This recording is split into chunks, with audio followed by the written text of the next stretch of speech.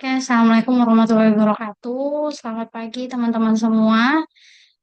Pagi hari ini kita akan memasuki pertemuan 8, 9, dan 10 ya. Jadi hari ini kita akan ada tiga pertemuan. Yang akan kita bahas adalah terkait jenis teks, kemudian esai, dan juga penulisan karya ilmiah. Oke, saya share screen dulu ya. Ya. Nah, untuk deskripsi mata kuliah kita seperti berikut. Kemudian juga harapannya pada pertemuan ini mahasiswa mampu menjelaskan tentang jenis teks dalam bahasa Indonesia, kemudian penulisan esai dan penggunaan bahasa dalam karya ilmiah.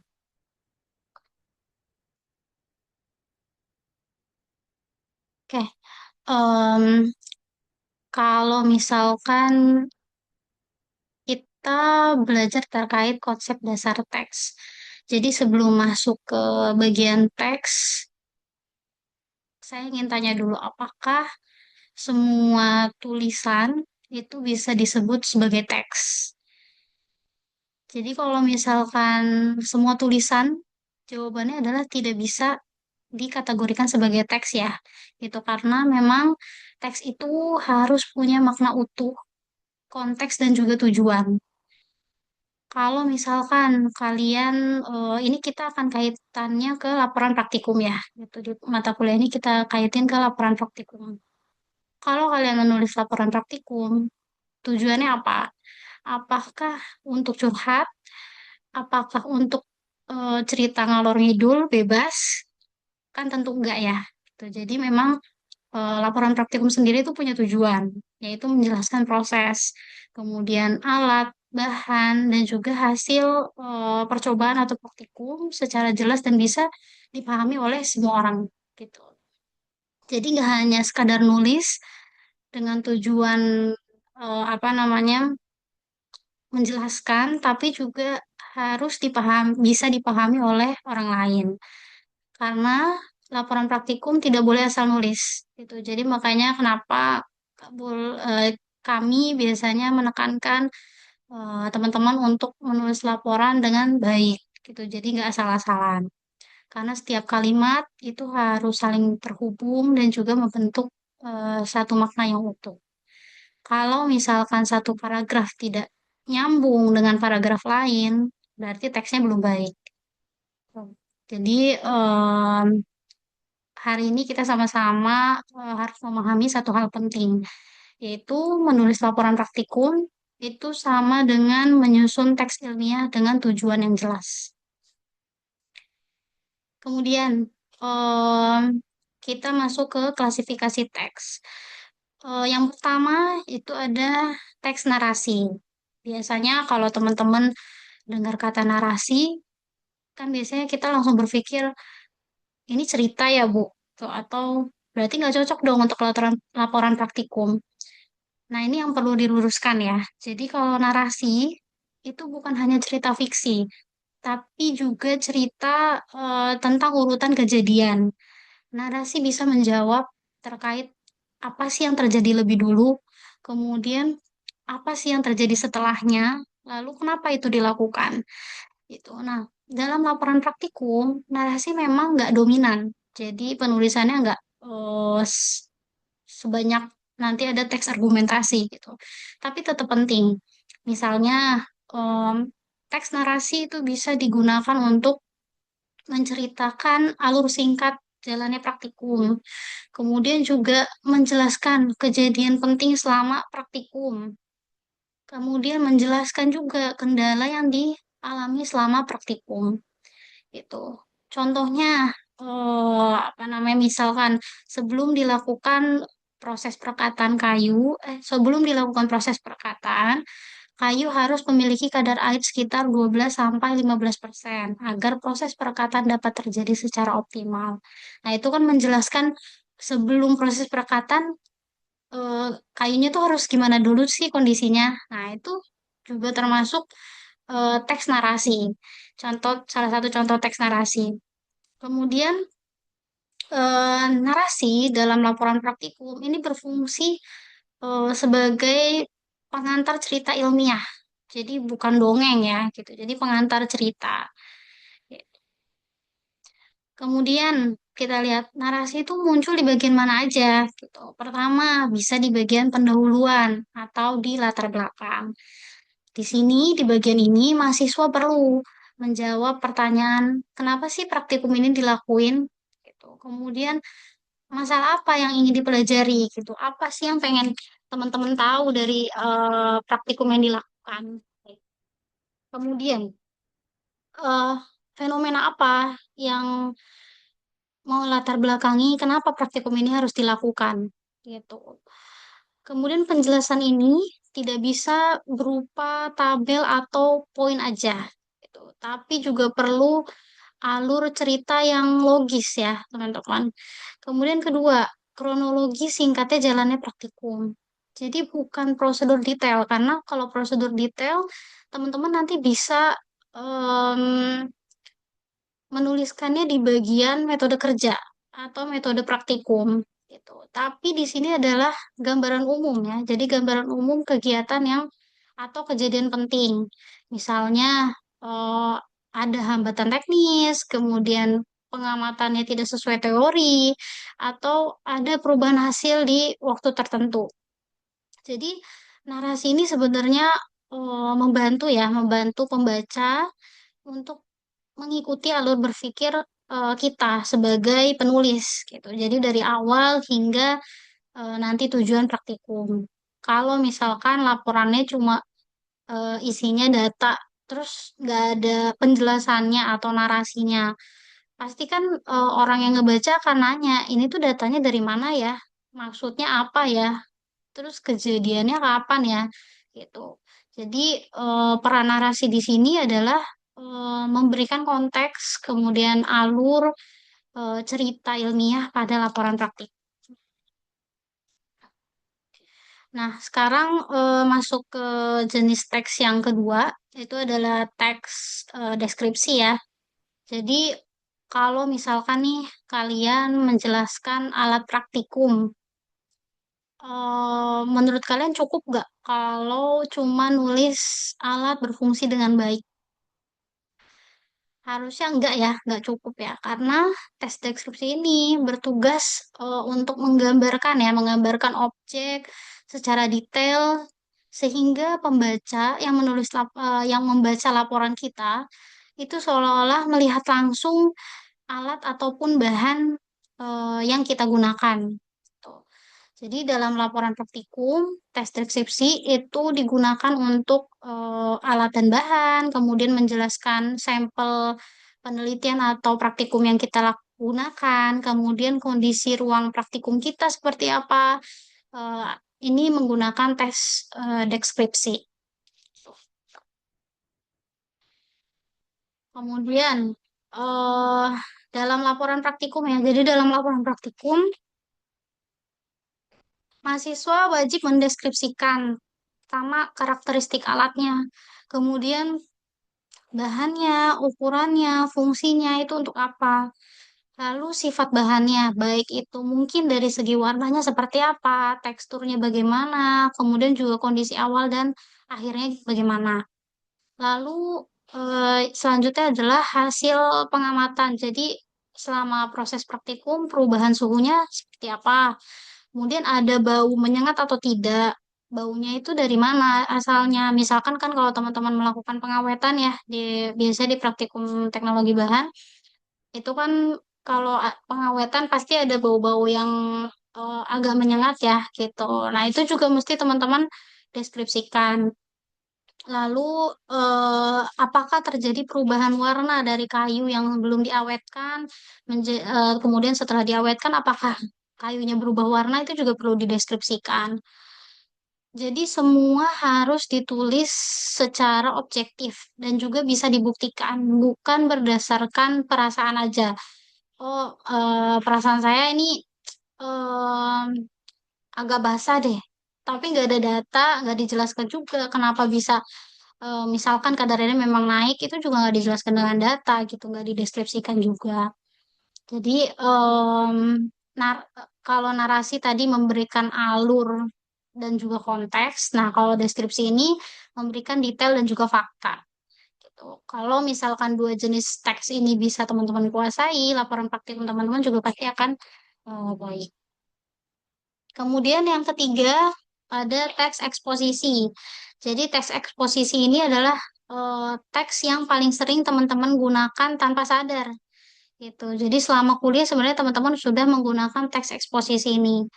Teks eksposisi ini adalah teks yang menyampaikan informasi atau penjelasan secara logis dan objektif. Artinya teks ini itu tidak bertujuan untuk membujuk, bukan juga untuk cerita, tapi juga menjelaskan sesuatu supaya pembaca ini paham, ya.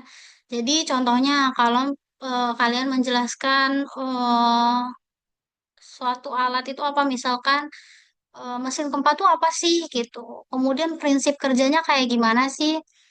Terus kenapa sih misalkan proses bending dilakukan? Itu kenapa? Alasannya apa? Nah, itu teman-teman menggunakan teks eksposisi. Jadi menjelaskan gitu.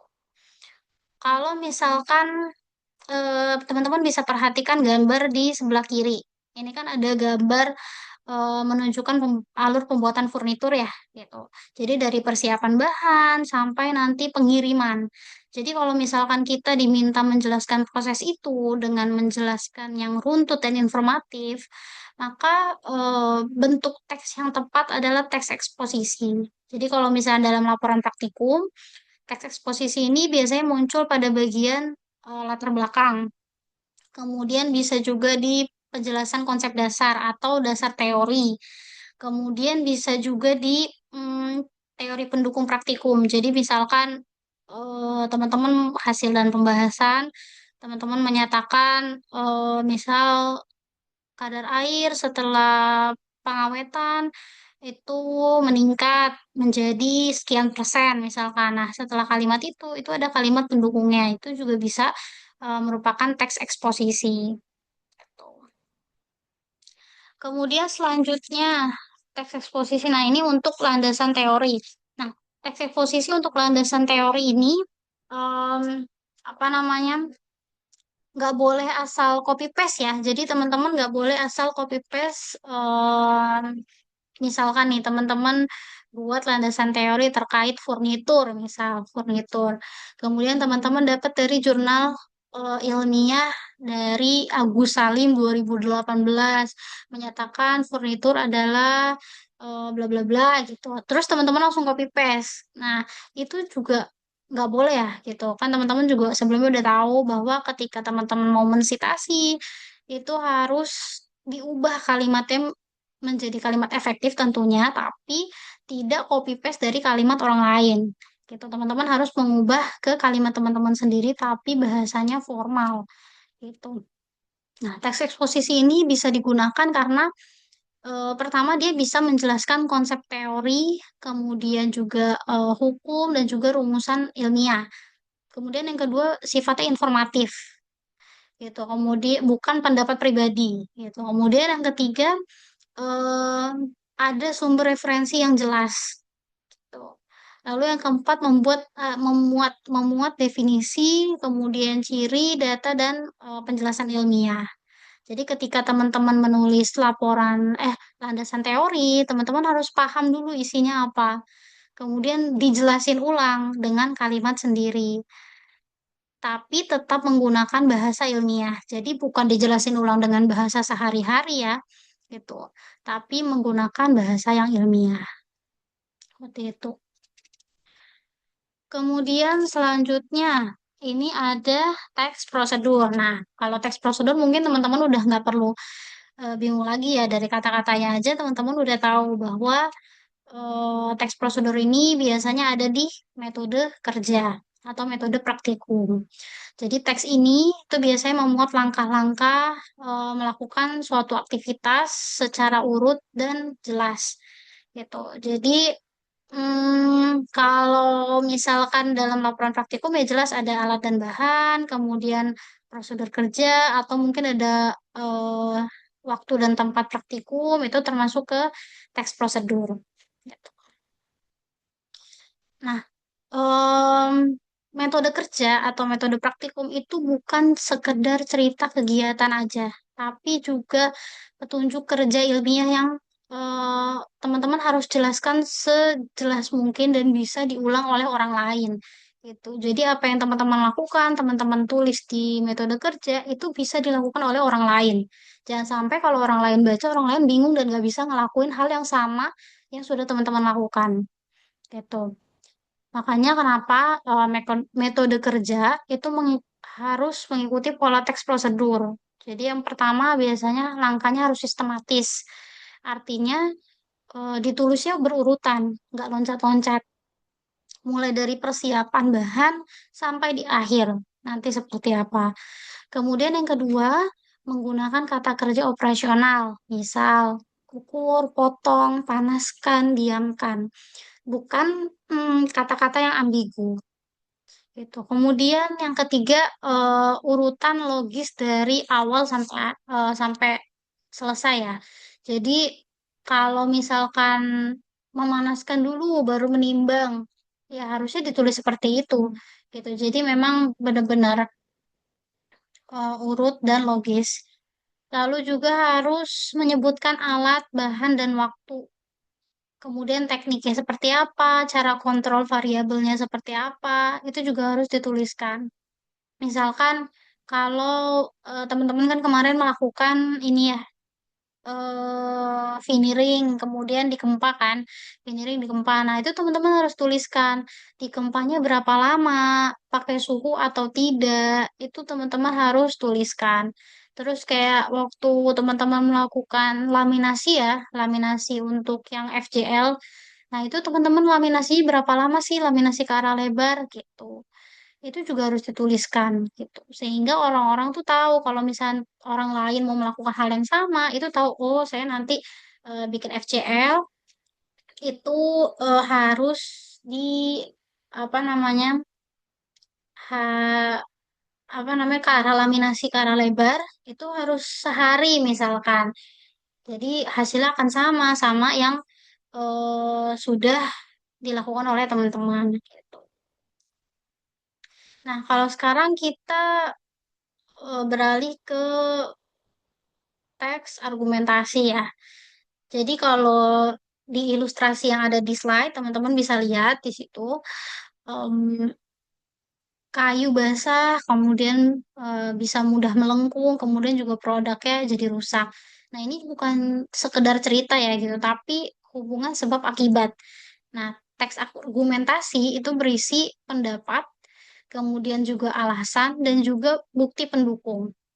Jadi dalam laporan praktikum, biasanya teks argumentasi ini nggak muncul nih di metode kerja gitu, tapi munculnya di bagian pembahasan. Kenapa gitu? Karena di bagian pembahasan itu kalian nggak hanya melaporkan data-data yang kalian dapatkan seperti ini gitu, tapi juga ngejelasin kenapa datanya seperti itu, maknanya apa sih gitu.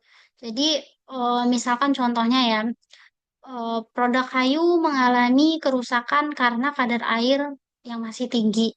Nah, kalimat ini kan sebenarnya pendapat ilmiah ya, dan harus didukung oleh dasar teori. Nah, setelah itu teman-teman harus jawab kenapa kadar airnya masih tinggi, itu harus dijawab gitu. Jadi nggak hanya sekedar menjelaskan, tapi juga harus menjawab kenapanya. Kalau menurut kalian nih, kalau kalimat ya hasilnya jelek karena kurang bagus, itu termasuk argumentasi ilmiah atau enggak? Itu nggak termasuk ya gitu karena nggak ada tuh data dan juga alasan yang jelas kenapa hasilnya seperti itu gitu. Jadi di bagian pembahasan hasil pembahasan itu adalah kebanyakan yang mendominasi teks argumentasi karena teman-teman nggak hanya menjelaskan data yang teman-teman punya tapi juga apa namanya membahas kenapanya.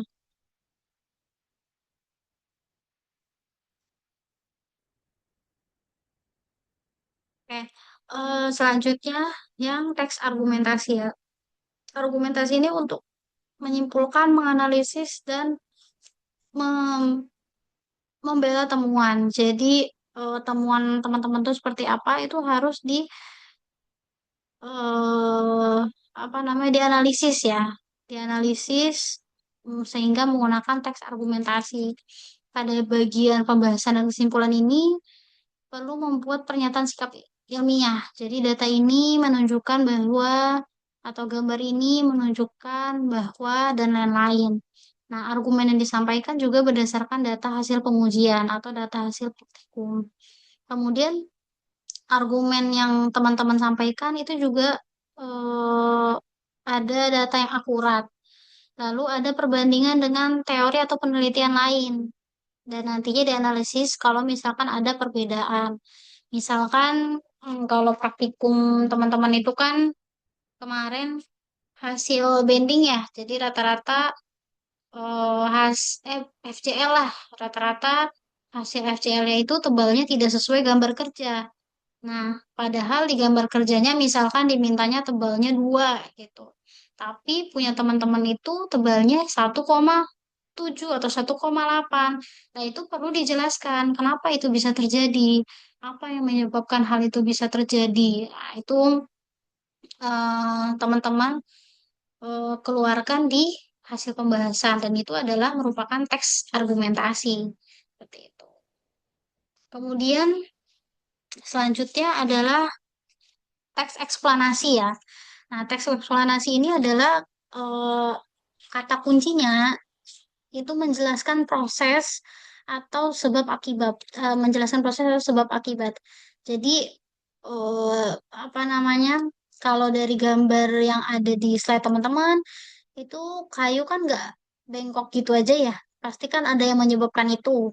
Nah, ada kadar air yang tinggi misalkan atau pengeringan yang tidak merata, kemudian serat kayunya mengembang sehingga terjadi kayu yang bengkok. Nah, artinya kita tidak sedang bercerita atau mendeskripsikan bentuk kayu, tapi menjelaskan kenapa dan bagaimana kayu itu bisa berubah bentuk jadi bengkok. Itu. Nah, itu adalah menjelaskan alasannya, itu adalah teks eksplanasi.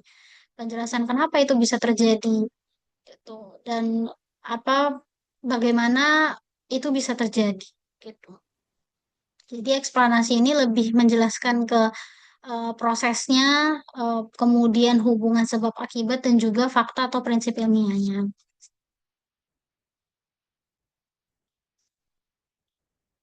Oke, nah ini apa namanya rangkumannya ya. Jadi pembahasan dari jenis teks yang tadi yang umum biasa digunakan itu ada narasi, deskripsi, eksposisi, prosedur, argumentasi, dan eksplanasi. Ini sebenarnya hanya untuk pengetahuan teman-teman aja. Teman-teman nggak perlu menghafal sebegitunya. Yang penting teman-teman ketika membuat laporan itu mengerti, oh di bagian latar belakang saya harus menjelaskan ini ya.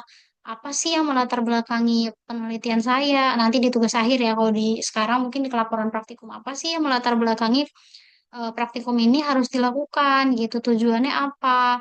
Kenapa praktikum ini harus dilakukan seperti ini? Ya, itu dijelaskan di latar belakang. Biasanya itu di teks narasi. Kemudian mendeskripsikan kayak alat, kemudian bahan, misalkan kayu yang digunakan adalah kayu mahoni dengan apa namanya ukuran sekian kali sekian gitu misalnya. Terus alatnya menggunakan alat apa itu juga harus dijelaskan dan itu menggunakan tes deskripsi. Lalu eksposisi, jadi menjelaskan fakta, itu konsep atau memberi informasi pengetahuan. Nah, biasanya tadi penjelasan atau informasi ini bisa teman-teman jelaskan di bisa juga nanti di kesimpulan ya, bisa juga teman-teman taruh di kesimpulan, bisa juga ada di dasar teori, itu juga eksposisi, jadi informasi ilmiah. Kemudian teks prosedur jelas di metode kerja. Itu teman-teman jelaskan secara logis, runtut, langkah-langkahnya jelas, dijelaskan juga misalkan pakai suhu berapa, berapa lama waktunya, dan lain-lain. Harus detail. Kemudian argumentasi ya, argumentasi ini mendukung apa yang hasil yang kita dapatkan. Kalaupun menggunakan jurnal ilmiah ya. Kalaupun jurnal ilmiahnya bertolak belakang dengan hasil yang kita dapatkan, teman-teman juga harus bisa menjawab eh, di eksplanasi lah, di teks eksplanasi menjawab kenapa ya ini bisa terjadi gitu. Jadi di argumentasi itu apa namanya jurnal ilmiah itu mendukung pernyataan teman-teman dari hasil yang teman-teman dapatkan, hasil praktikum yang teman-teman dapatkan, kemudian didukung oleh argumentasi berdasarkan jurnal dari misalkan Abu Salim tadi 2018 2018 bla bla bla gitu ternyata hasilnya berbeda, nah itu harus dijelaskan lagi kenapa itu bisa terjadi, nah itu dieksplanasi gitu tuh kan. Kemudian selanjutnya, gimana sih jenis teks pada laporan praktikum? Nah, ini kita lanjutkan ke sini. Nah, oke. Di sini bisa teman-teman lihat bahwa di bagian pendahuluan itu biasanya digunakan jenis teks narasi dan eksposisi karena dia harus menjelaskan konteks, tujuan dan juga dasar teori. Dasar teori yang enggak secara banyak ya, sebagian dasar teori untuk mendukung latar belakang penelitian atau praktikum kita. Kemudian tinjauan pustaka ini biasanya menggunakan eksposisi, ya, jelas karena memberikan konsep dan teori ilmiah. Lalu alat dan bahan ini biasanya teksnya deskripsi menggambarkan detail faktual yang ada di lapangan. Kemudian metode itu biasanya jenis teks prosedur, jadi menyajikan langkah sistematis yang bisa direplikasi, artinya yang bisa dilakukan lagi oleh orang lain. Tuh, kemudian ada hasil ini biasanya teks deskripsi dan eksplanasi. Itu jadi ngejelasin data dan perubahan yang terjadi. Lalu pembahasan ini teksnya argumentasi dan eksplanasi tadi mengaitkan data dengan teori, kemudian juga menyimpulkan karena kalau misalkan nggak sesuai, kenapa nih? Jadi sebab akibatnya juga dijelaskan. Lalu yang ada kesimpulan ini argumentasi dan ringkasan eksplanasi, merumuskan hasil inti, dan yang terakhir saran. Biasanya argumentasi ini memberikan rekomendasi logis. Bisa juga dia ada eksposisi sedikit gitu, tapi kebanyakan argumentasi. Sarannya, nah saran di sini tuh kan biasanya teman-teman tuh enggak teman-teman. Biasanya mahasiswa itu beberapa banyak juga nih yang nulisin saran, misalkan alat dosennya harus kayak gini atau alatnya tuh harusnya kayak gini ya itu tuh bukan saran untuk penelitian atau laporan praktikum ya teman-teman, itu namanya saran untuk ke ke pengajar atau ke sarpras gitu, itu tidak dituangkan di laporan praktikum. Saran yang dimaksud di sini adalah misal teman-teman tadi ada perbedaan ketebalan dari gambar kerja. Tebalnya harusnya 2 cm sesuai gambar kerja, tapi teman yang teman-teman hasilkan itu 1,8. Nah, itu misal terjadi karena pembahanan yang em, apa namanya? Pembahanan yang tebalnya tidak dilebihkan misalnya kayak gitu ya. Nah, itu diberikan di saran. Jadi eh, dituliskan di saran bahwa bahan baku praktikum yang digunakan sebaiknya dilebihkan berapa senti atau misalkan sebaiknya ada klasifikasi bahan. Jadi nggak asal ngambil bahan. Ini nanti ditulis dalam bahasa ilmiah ya. Nggak asal ambil bahan sehingga tidak banyak serat gitu, atau bahan yang diambil minimal tebalnya berapa senti agar menghasilkan tebal 2 senti sesuai gambar kerja. Nah, itu disampaikan di saran gitu. Jadi kesalahan atau kekeliruan yang teman-teman lakukan selama praktikum atau selama penelitian, harapannya kalau ada orang lain yang akan mereplikasi atau melakukan hal yang sama seperti itu teman-teman, itu tidak terjadi gitu karena saran yang sudah disampaikan oleh teman-teman seperti itu. Gitu ya.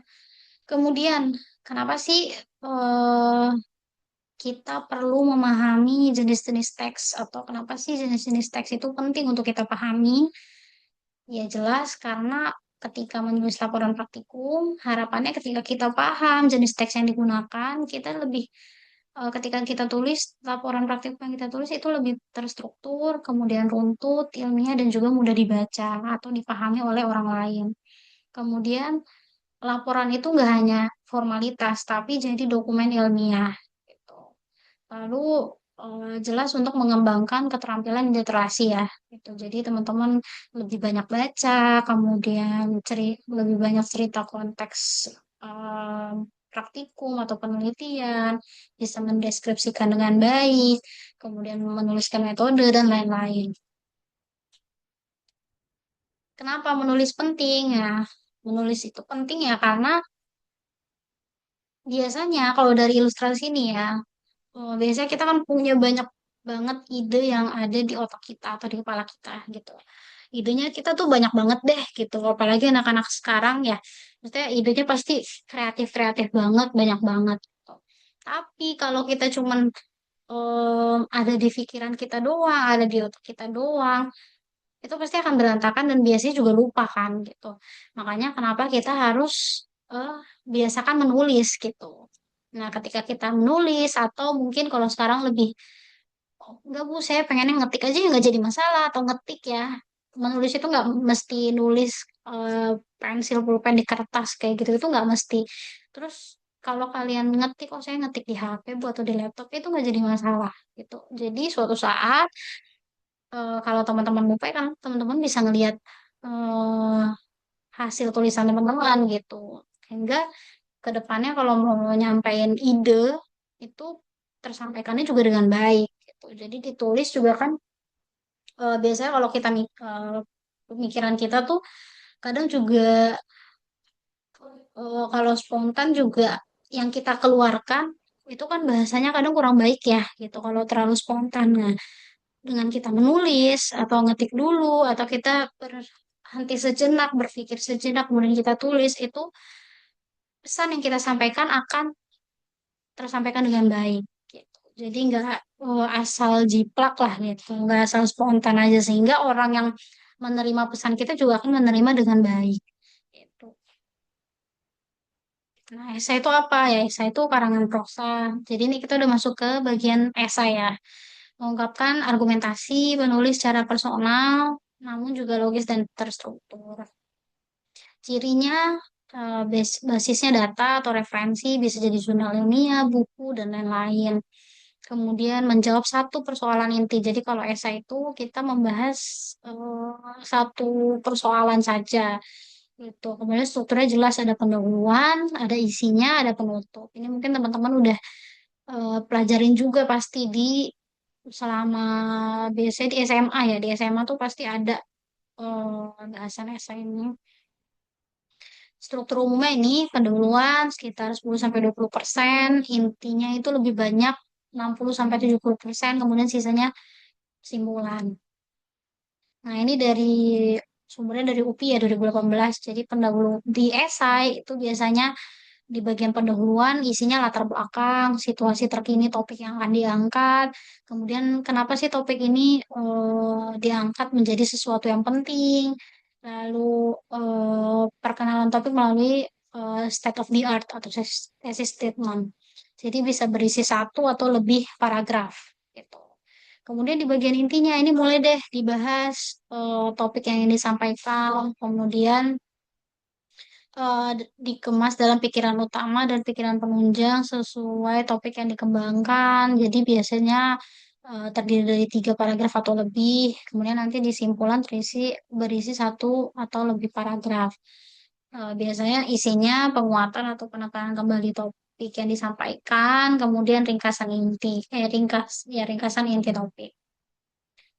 Nah, kalau jenis esai sendiri itu terbagi menjadi 3, ada eksposisi, diskusi, dan eksplanasi. Biasanya kalau eksposisi ini isinya argumen atau pendapat dari penulis itu sendiri tentang suatu hal. Lalu yang kedua diskusi. Biasanya ini menampilkan cara membahas suatu isu berdasarkan berbagai perspektif. Jadi nggak hanya pendapat dari penulis, tapi juga ada pendapat dari yang lain. Kemudian yang ketiga ada esai eksplanasi. Nah, ini juga menerangkan gimana sih hal itu bisa terjadi, terus konsekuensi dari hal itu terjadi apa.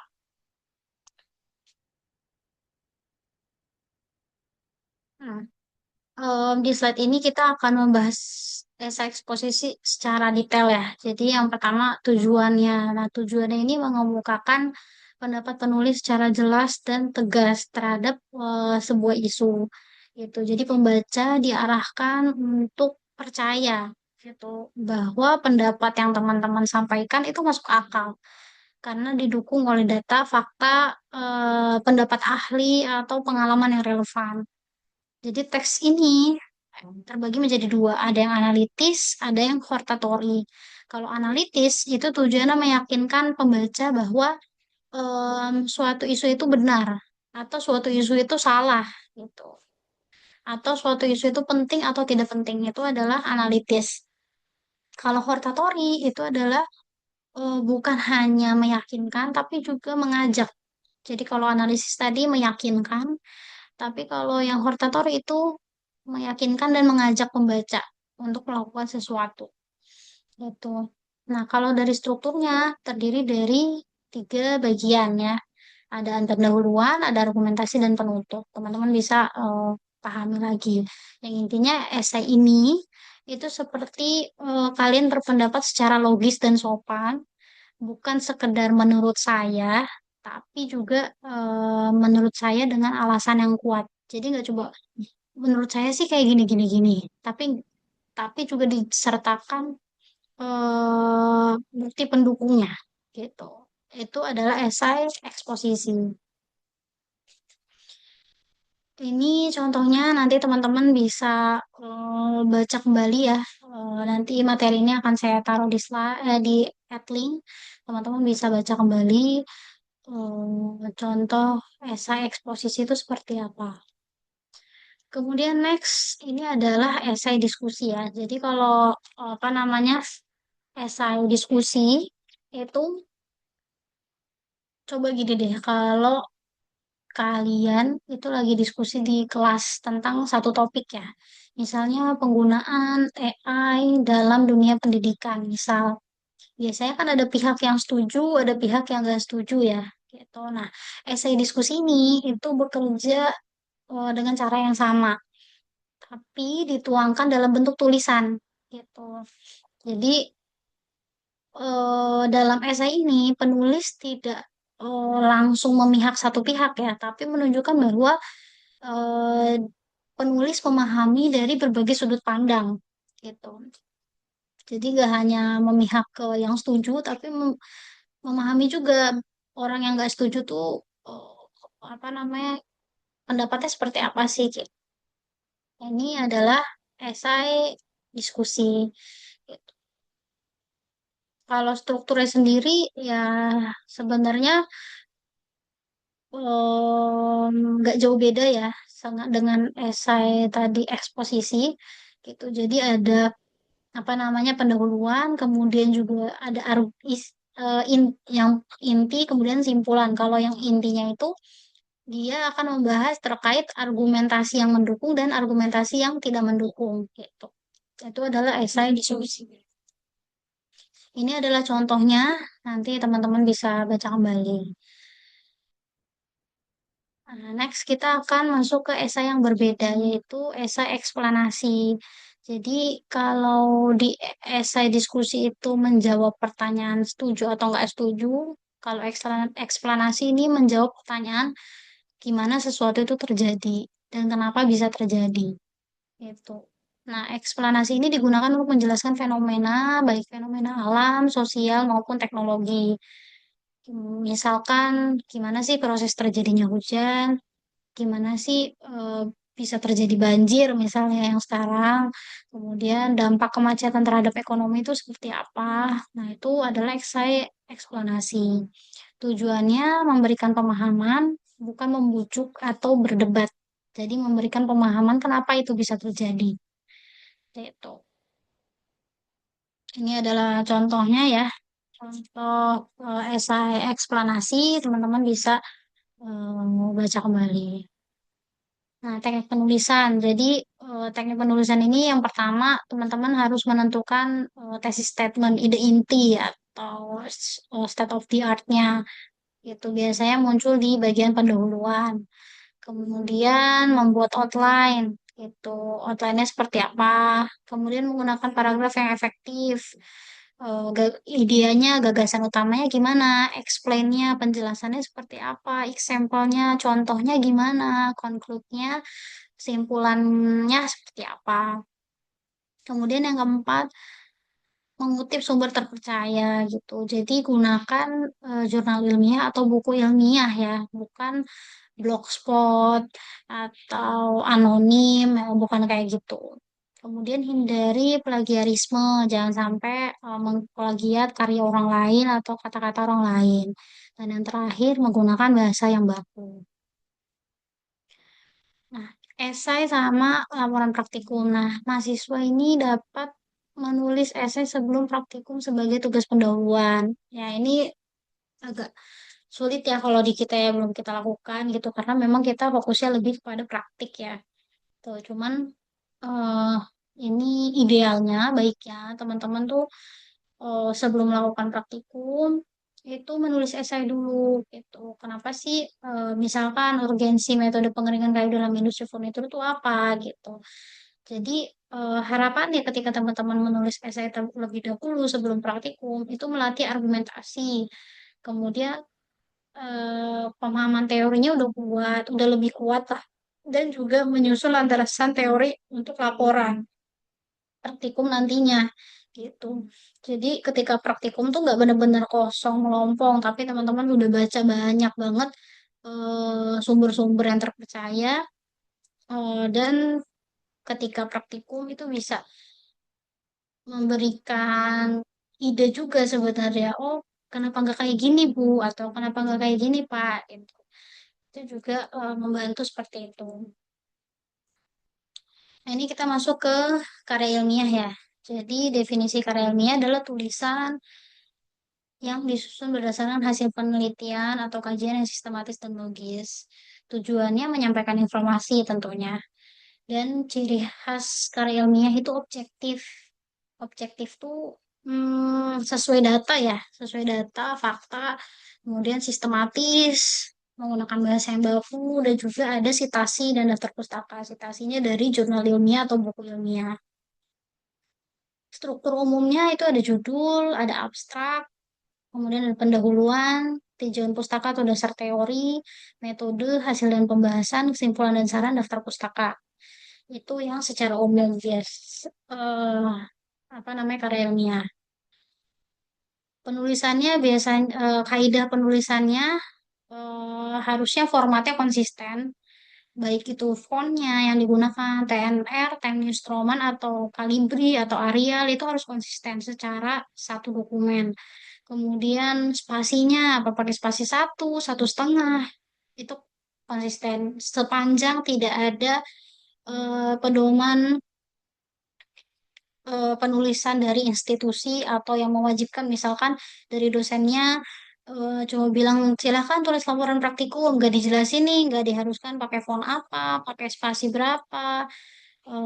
Ya teman-teman silahkan tulis bebas pakai font misalkan mau pakai Arial, Calibri atau Booksman Old bebas gitu yang penting itu konsisten gitu.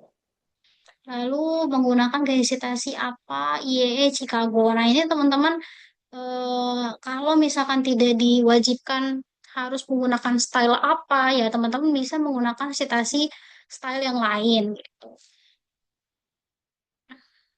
Kecuali kalau udah diharuskan harus pakai citasi dengan style apa, nah itu teman-teman harus menggunakan style tersebut dan itu harus konsisten semuanya. Jadi semua citasi yang teman-teman gunakan itu stylenya harus penulisannya seperti style apa.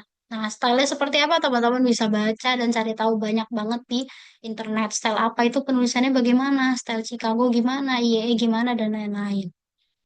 Menghindari kata non baku dan subjektif. Jadi kata-katanya harus baku dan juga objektif. Lalu memanfaatkan tabel atau gambar untuk efisiensi penjelasan. Jadi kalau misalkan datanya banyak atau eh, ya misalnya datanya banyak gitu, nggak mungkin teman-teman sebutkan semua, lampirin aja tabelnya, kemudian jelaskan yang intinya seperti apa. Teman-teman di bagian tabel itu ada yang teman-teman bold kah, itu yang akan teman-teman jelaskan di bagian pembahasan. Kemudian kalau misalnya teman-teman mau bikin kurva, ya udah dibikin aja, dijadikan gambar, satu gambar yang menjelaskan kurva data yang teman-teman punya gitu. Lalu referensinya harus valid, jelas. Itu tadi udah disebutkan beberapa kali ya dari tadi bahwa harus jurnal ilmiah dan buku ilmiah, bukan blogspot, bukan anonim. Lalu tidak boleh plagiarisme, tidak boleh menjiplak hasil atau karya orang lain. Betul. Dan yang terakhir, pemikiran sendiri. Gitu. Pemikiran sendiri ini saya tekankan lagi, maksudnya bukan bahasa sehari-hari, melainkan apa yang kita pikirkan, kita tulis dengan bahasa yang ilmiah atau bahasa yang baku. Laporan praktikum ini adalah karya ilmiah tingkat dasar. Jadi, skill yang dipakai biasanya mengutip teori, kemudian mengolah data, analisis hasil sedikit lah. Analisis hasilnya bukan yang pakai Excel stat atau pakai software analisis data, enggak. Tapi menganalisis kenapa sih yang kayak tadi gambar hasil yang hasil praktikumnya itu tidak sesuai gambar kerja, itu kenapa ya itu. Kemudian menyimpulkan secara logis. Fungsinya jelas untuk mendokumentasikan proses ilmiah, kemudian melatih kejujuran ya, akademik, menguji pemahaman teori dan konsep, melatih komunikasi ilmiah. Ini penting kejujuran ya. Jadi hasil yang teman-teman dapatkan meskipun berbeda dengan gambar kerja atau berbeda dengan teori yang seharusnya harus disampaikan segamblangnya mungkin, maksudnya apa adanya gitu. Jadi penelitian atau praktikum itu nggak mesti sempurna ya teman-teman. Itu. Jadi kalau hasilnya nggak mesti sempurna. Kalau ada hasilnya yang tidak sesuai teori, ya disampaikan aja alasannya kenapa gitu. Jangan sampai berbohong agar hasil teman-teman itu sesuai sama penelitian orang lain gitu, sesuai sama praktikum sebelum-sebelumnya itu nggak kayak gitu. Tuh, karena setiap eh, apa yang kita lakukan pasti ada masalah yang berbeda-beda ya gitu, kendala teknis yang berbeda-beda itu disampaikan aja. Ini struktur laporannya beserta penjelasannya. Jadi kalau judul ini berisi topik atau kegiatan praktikum, judul juga nggak perlu panjang-panjang, singkat aja. Yang penting menggambarkan penelitian atau praktikum kita secara utuh. Kemudian pendahuluan biasanya isinya latar belakang, tujuan, rumusan masalah, yang biasanya isinya itu. Ini menjelaskan alasan pentingnya praktikum dilakukan. Tuh. Kemudian alat dan bahan, biasanya di metode kerja ya, itu menjelaskan peralatan dan material yang dilakukan selama praktikum. Kemudian prosedur kerja jelas, harus urut dan rinci. Hasil pengamatan atau hasil dan pembahasan disertakan, entah itu disertakan tabel atau gambar, kemudian ada penjelasannya. Lalu yang terakhir ada simpulan, merangkum hasil praktikum yang sudah teman-teman dapatkan, dan wajib menjawab tujuan. Jadi simpulan itu nggak ngalor ngidul, tapi menjawab tujuan. Kan di awal teman-teman sudah menulis tujuan praktikum misalkan. Itu harus dijawab ya. Jadi kesimpulan menjawab tujuan, bukan ngalor ngidul kemana-mana, bukan mengulang pembahasan. Lalu saran ini berisi rekomendasi atau anjuran untuk perbaikan pelaksanaan praktikum yang tadi sudah dijelaskan sebelumnya ya. Jadi apa yang terjadi, kendala apa yang terjadi selama praktikum, supaya itu tidak terjadi lagi, taruhlah di saran gitu. Lalu daftar pustaka. Ya, tugas diabaikan saja. Ini tidak perlu ada tugas, teman-teman. Oke, sekian penjelasan dari saya ya terkait apa namanya? Terkait. terkait praktikum, terkait teori ya, terkait teori tentang jenis teks, esai, penulisan karya ilmiah. Nah, itu ada 3 pertemuan. Teman-teman, kalau misalkan nanti ada pertanyaan atau hal-hal yang ingin didiskusikan, silahkan teman-teman bisa tanya langsung ke saya, ketemu langsung di ruangan atau bisa melalui WhatsApp. Jadi kalau ada butuh untuk hmm, diskusi terkait pembuatan laporan, itu juga saya terbuka, teman-teman bisa WhatsApp atau ketemu ke saya langsung. Untuk tata cara penulisan laporan, itu akan kita bahas di pertemuan selanjutnya di bagian analisis karya ilmiah. Mungkin nanti akan saya buatkan lagi videonya, video pembelajarannya, dan teman-teman bisa lihat di situ cara-caranya, gimana cara membuat daftar isi, daftar pustaka, sitasi, kemudian tabel, daftar tabel, dan lain-lain. Sekian penjelasan dari saya akhiri. Selamat pagi teman-teman semua. Assalamualaikum warahmatullahi wabarakatuh.